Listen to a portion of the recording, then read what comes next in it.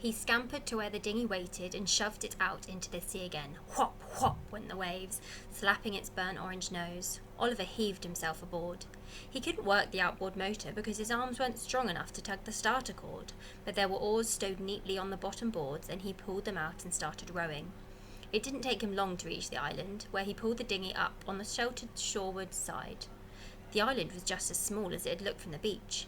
Clumps of grey grass sighed softly as the sea wind stirred them. There were snaggles of driftwood, festoons of weeds, a length of old tarred rope. There was a ramshackle heap of twigs balanced on the pile of boulders, which were the highest place on the island. That was all. It took Oliver less than a minute to walk right across the island to the far shore, where he stood looking out to sea. All his hopes of finding clues faded, like the foam which kept washing around his toes and melting into the wet sand. "Mum!" he shouted. "Dad!" The echoes came back at him from the cliffs around the bay. Echoes, but no reply. "Mum!" he shouted, louder still. "Dad!" "Oh, put a sock in it, won't you?"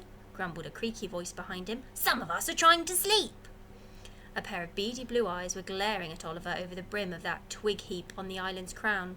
The heap was a nest, and the eyes belonged to the bird who owned it. "But birds don't talk," protested Oliver. "Parrots do," the bird said. "Not really, not properly," Oliver protested. "And anyway, you're not a parrot." "Indeed I'm not," the bird sniffed.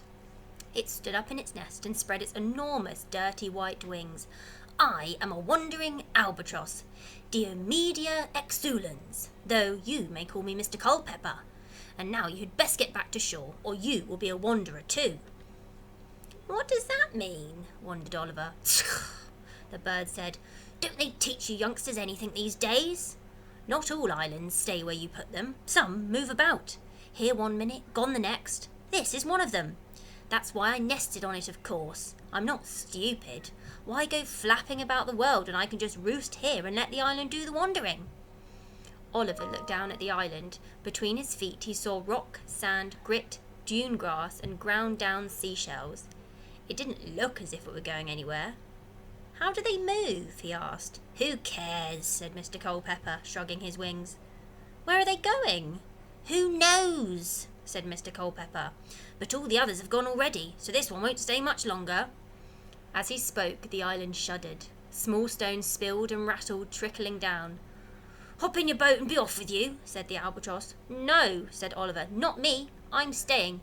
Wherever these islands went, I must go too. My mum and dad were on one of them, you see." "That noisy couple," said Mr. Culpepper. "Suit yourself, but you better be off without them, if you want my opinion." Oliver wasn't listening any more. The island lurched, almost throwing him off his feet. He crouched down. He curled his fingers and toes into the sand like roots clinging on. The island sank a little. Water bubbled whitely around its edges.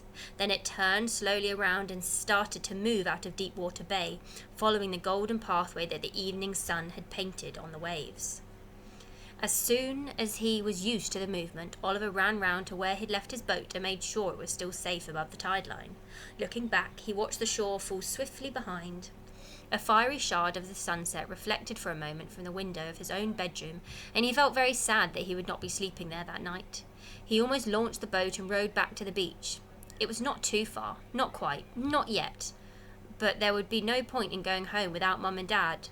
Without them, it wasn't really home at all. So he turned his back on it and watched the sun dip down into the western sea and ate a sandwich. "What's that you're eating?" asked Mr. Culpepper. "Tuna mayonnaise," said Oliver. The albatross snorted. "New-fangled muck." He spread his wings and soared out over the ocean in the twilight, dipping down to snatch a fish out of the waves. Oliver sat watching the empty sea, hoping for a glimpse of the other islands. He watched until it grew too dark to see anything at all, and then curled up in a grassy space among the rocks, put his rucksack over his head for a pillow, and slept. All through the night the island kept moving. Oliver slept soundly, soothed by the island's steady motion and the snore of the sea upon its shores. Then, through his dreams, he heard another sound. Doof! It went, "Ow!" Oliver sprang awake. The sky was palest grey, and a few last stars were fading. A wind from the west whispered the grasses. "Bother!" someone said nearby. It wasn't Mr. Culpepper. The albatross was sleeping still, safe in his scruffy nest, with his head stuffed over his wing. "Mum," Oliver said, hopefully. "Dad!" He clambered over the rocks to the beach. There on the shore sat a mermaid, rubbing her nose. "Who put this island here?" she asked. "Not me," said Oliver.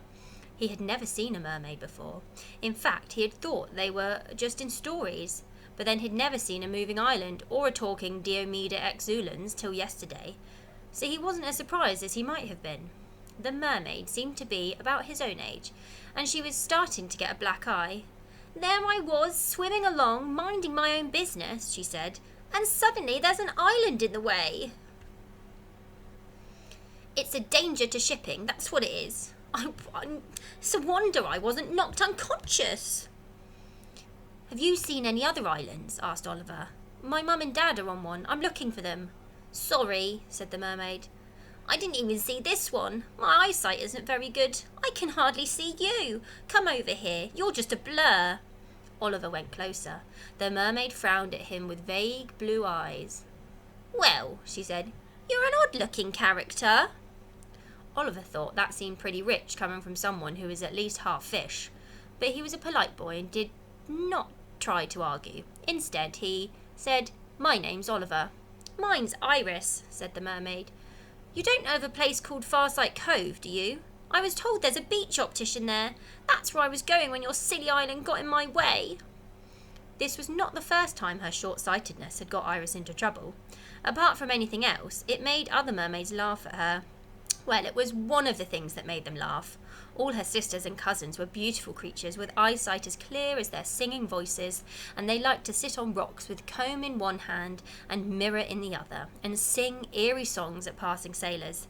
Perhaps it was because mermen were all rather dull, stay-at-home sorts, who didn't much like mermaids' company and preferred to lounge about in their grottos reading newspapers and discussing the latest finball results.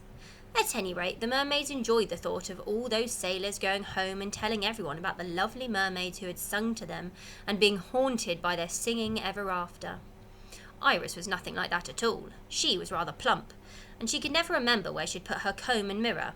She couldn't see the point of sitting on rocks and caterwauling all day. The one time she tried singing to a handsome fisherman in his boat, it had turned out not to be a handsome fisherman or boat at all, just a passing walrus. "Sorry," she told it. "From a distance, you look just like a little brown boat with a man sitting in it." Said the walrus. "You need to get your eyes tested, dear." And it told her about the beach optician at Farsight Cove. Oliver had heard about this beach optician too. He remembered his mum and dad talking about the dotty old man who wheeled his barrow of eye chart instruments and glasses down to the path to the cove each day and sat there on the sand waiting for mermaids. They had laughed and shaken their heads because they didn't believe in mermaids.